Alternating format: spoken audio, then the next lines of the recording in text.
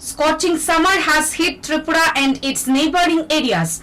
However, the Weather Department has predicted rain in the next 2 days in Tripura.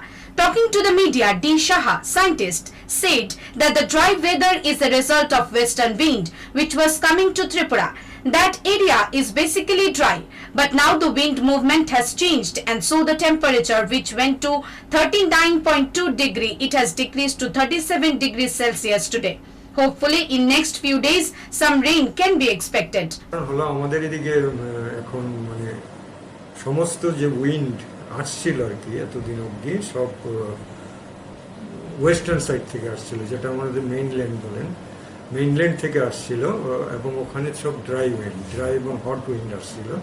তার জন্য temperature ত্রিপুরাতে বাড়ছিল continuously.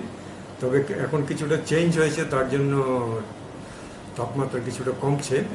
আপনি যদি দেখেন গতকালকে ছিল 37.8, তার আগের দিন ছিল 39.2, তো 2 ডিগ্রির মতো কমেছে, মানে আস্তে আস্তে কমবে। এবং যে উইন্ড প্যাটার্নটা ছিল সেটা কিছুটা পরিবর্তন হচ্ছে, তার জন্য কিছু জলীয় বাষ্প ঢুকছে আস্তে আস্তে। তার জন্য দেখবেন যে কালকে বিকেলের থেকে কিছুটা মেঘের আনাগোনা শুরু হয়েছে আকাশে। Shaha further added that in our state Tripura, generally wind comes from the seaside, but the wind is coming from western side which is dry. Now the weather is changing and so the temperature will expectedly turn to 35 degrees Celsius from 37 degrees Celsius as on Thursday.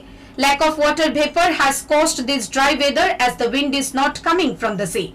Bureau Report, Hallabol.